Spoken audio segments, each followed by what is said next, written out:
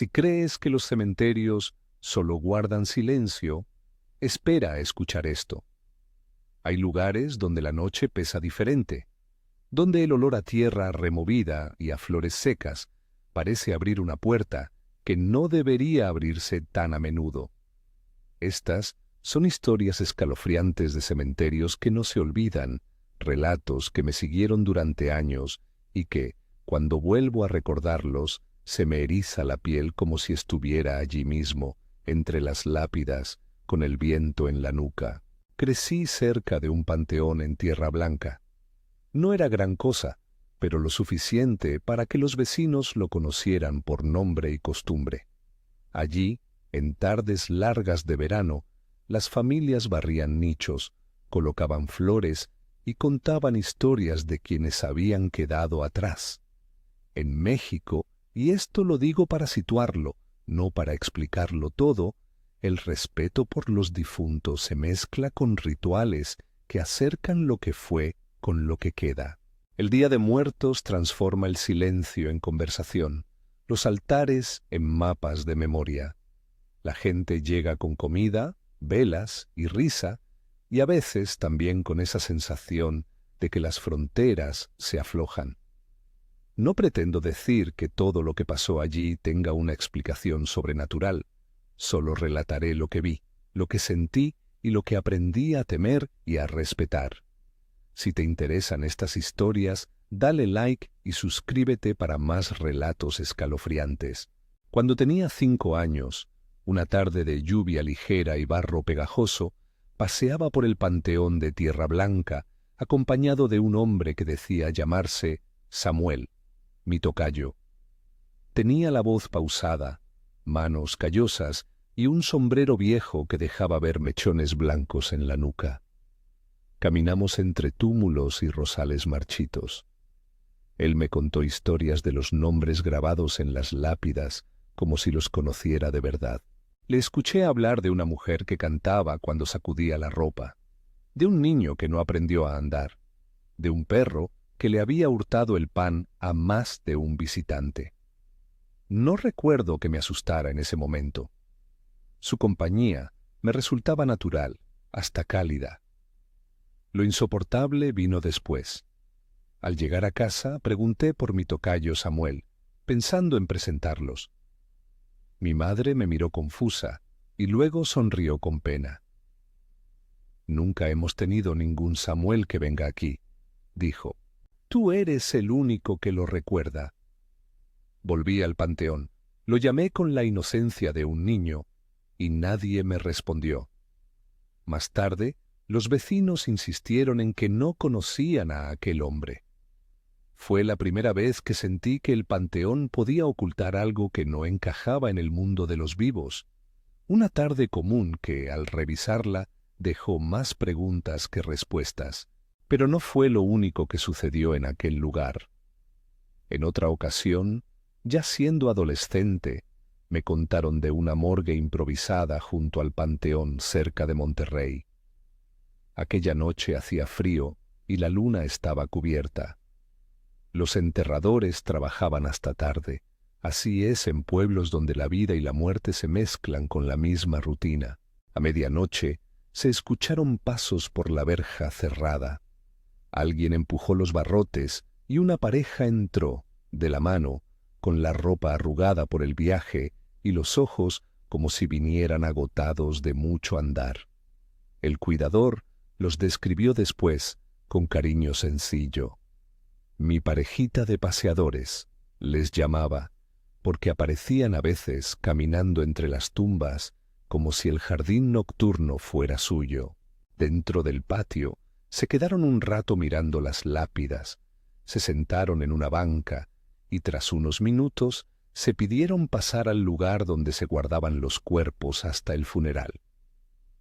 Nadie en la morgue recuerda haberles entregado acceso. La verja quedó cerrada y los registros no mostraban ninguna entrada. Al buscar cámaras o testigos, no hubo prueba material de su presencia. Lo curioso fue la reacción del cuidador. No buscó confrontación ni sensacionalismo, solo dijo, en un susurro, que los había visto, que se habían marchado como si se los hubiera tragado la noche.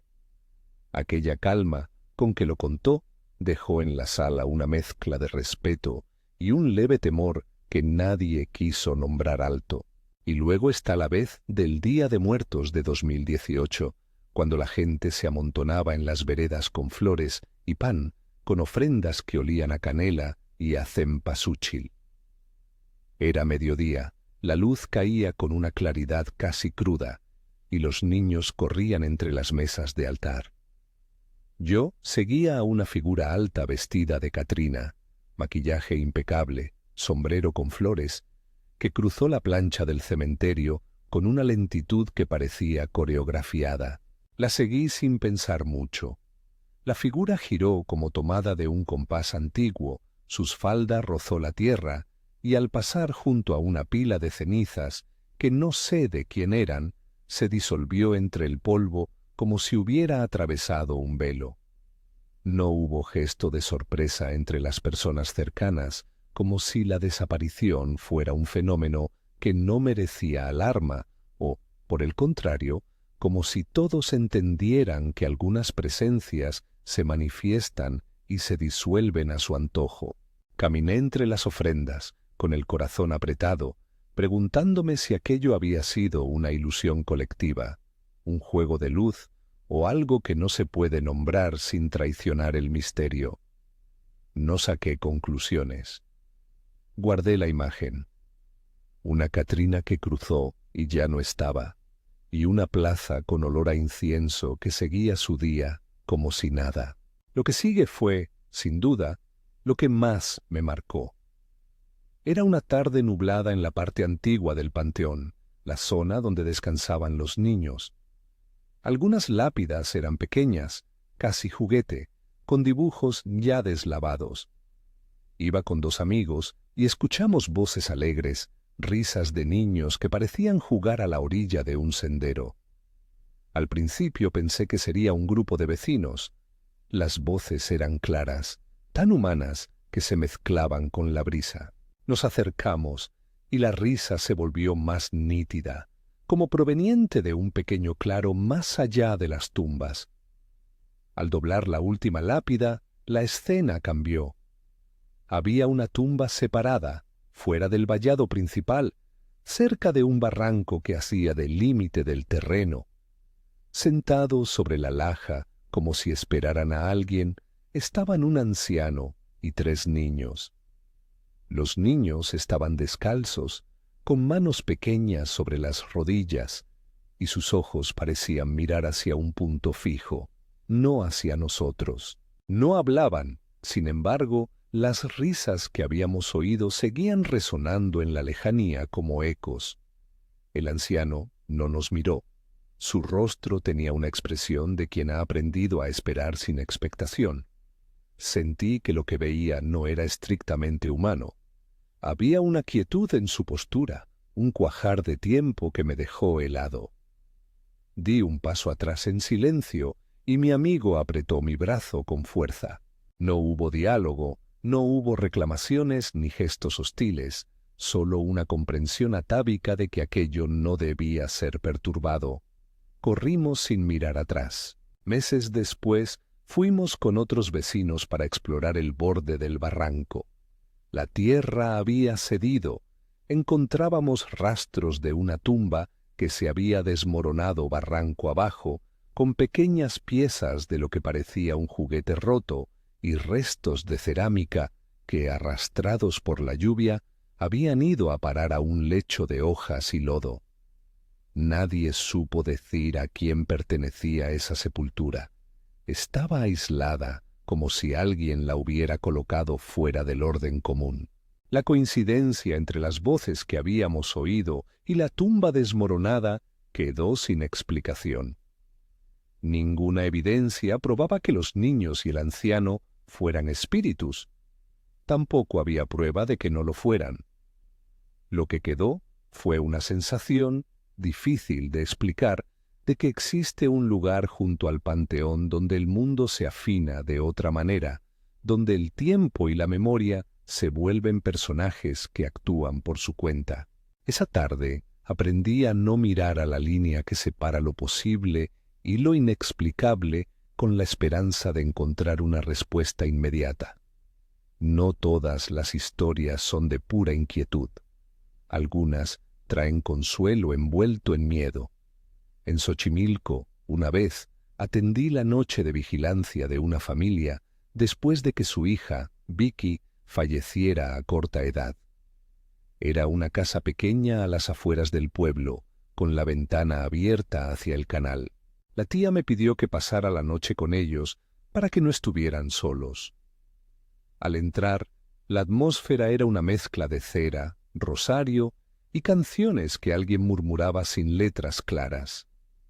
A altas horas, al sentarme junto al ataúd, sentí algo, una ligera presión, sobre mi espalda, como si alguien se hubiera recostado cansado. No podía verme. Cuando me di la vuelta, no había nadie. La tía, que estaba despierta, me dijo al día siguiente con voz que intentaba ser tranquila. Ella siempre venía a descansar aquí, a echarse un rato cuando se cansaba de jugar. No quiero decir más. No supe si lo que sentí fue un gesto de cariño o una proyección de mi propio miedo. Lo que sí supe es que la cercanía física de ese contacto me dejó una mezcla de terror y consuelo. La idea de que lo perdido pudiera, de algún modo, volver para dar abrigo por un instante. Otro episodio, más cotidiano, ocurrió una noche al lado de una carretera que bordea un cementerio. Un balón de fútbol cayó de pronto sobre el asfalto, rebotó sin dueño y quedó detenido en la cuneta. No había niños jugando cerca. Sin embargo, por la forma en que rodó, parecía haber venido de lo alto, desde el interior del cementerio. Al día siguiente, los encargados del panteón descubrieron en una tumba nueva esculturas en forma de balones colocadas con cuidado sobre la losa, como si quien la visitó quisiera dejar testimonio de que allí yacía la memoria de un pequeño aficionado. Puede parecer una coincidencia, y tal vez lo fue. Quizá un viento travieso empujó el balón, o alguien lo dejó allí sin intención de contar la historia.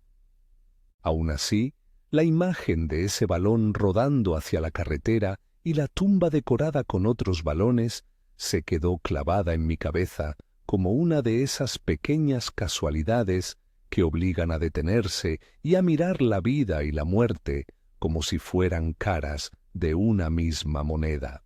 En el monte, donde se sube por una vereda para recoger agua en fuentes naturales, escuché un canto que no pude atribuir a nadie. Era una noche de luna nueva. La oscuridad era tan densa que las estrellas parecían sobresalir más. Mientras llenábamos los cántaros, un sonido surgió desde lo alto, como si alguien entonara una copla sin letra, una melodía que se elevaba y descendía con una armonía que no encajaba con los pájaros ni con el viento. Nos detuvimos. El canto venía de un punto indeterminable, y cuando miramos hacia arriba no vimos luces ni antorchas, solo la inmensa bóveda del cielo. Al día siguiente, en el pueblo, se celebraba el velorio de mi abuela. A la misa asistieron muchos, y al terminar, mi hermana me dijo con una voz que no olvidé. La vi al borde del ataúd, mirándonos. Estaba allí, como si supiera que la despedida era suya. No digo que aquello fuera la prueba de algo. Quizá fue el congojo del momento, quizá una ilusión compartida.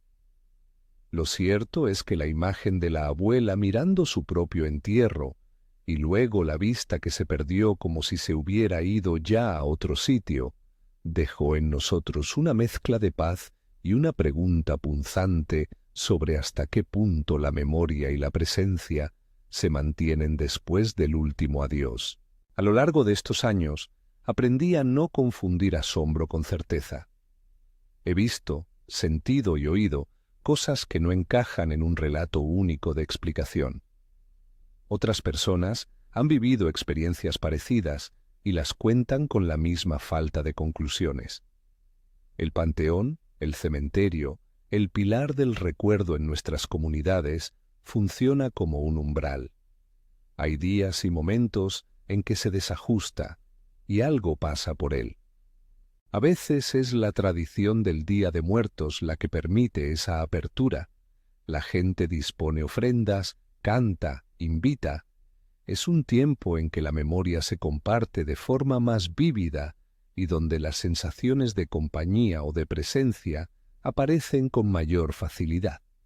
Otras veces, el lugar no necesita festividad. Una tarde de lluvia, una noche de luna, un viento particular, bastan para que la sensación se instale. Nunca afirmaría que estas historias son pruebas de una vida más allá de la muerte. Podría intentarse, con zarpazos científicos o con misticismos, cerrar el relato con una etiqueta, pero la verdad es que las experiencias que viví y escuché quedan mejor como preguntas. ¿Qué siente un niño al hablar con alguien que su familia no recuerda? ¿Por qué una tumba se rompe sin explicación y deja a su paso juguetes que parecen pertenecer a voces que habíamos oído? ¿Qué quiere decir una caricia en la espalda en la noche de velar a un niño? Me quedo con la idea de que los cementerios son espacios de tránsito, no solo para los cuerpos, sino para historias que a veces regresan en la forma de olor, sonido, tacto o imagen. Si estas historias te han inquietado o te han recordado algo propio, me gustaría que lo compartieras. Si has vivido algo parecido, cuéntalo en los comentarios y comparte este vídeo con alguien que se atreva a escucharlo. No busco convencer a nadie, solo invitar a que pongamos en palabras lo que la memoria guarda: respeto, sorpresa y ese escalofrío que nos hace comprender que, en ocasiones, lo que creemos perdido sigue encontrando formas de estar presente entre las lápidas. Al final, lo que queda no es la explicación, sino la huella. Una tarde en Tierra Blanca, donde un nombre no reconocido llenó mi mundo de preguntas. La parejita que cruzó un patio cerrado y dejó el silencio más pesado. Una Catrina que se disolvió a la luz del día. Voces infantiles junto a una tumba en la orilla, y aquella tumba que la lluvia castigó hasta dejarla caer por el barranco. La niña que se recostó sobre mi espalda en Xochimilco y me dejó con la sensación de ser tocado por algo que no sabíamos nombrar. Un balón que cae, y después una tumba donde alguien coloca esculturas que recuerdan un juego detenido. El canto en la montaña y la abuela que pareció vigilar su despedida. Todo eso convive en mí como si fueran fotos viejas en un álbum que se hojea con cuidado. Cuando vayas a un cementerio, hazlo con respeto. Respeta a quienes yacen allí, respeta a quienes los visitan y respeta también tu propio temor a lo desconocido. No vayas en busca de pruebas ni te expongas a peligros innecesarios por curiosidad. Y si alguna vez, en el silencio entre las lápidas, oyes una risa que no puedes explicar o sientes una presencia que te observa, recuerda que no tienes por qué entenderlo todo para respetarlo. A veces basta con dejar que el misterio haga su trabajo y cuidarlo con la misma ternura con que se cuida a quienes se fueron. ¿Y tú?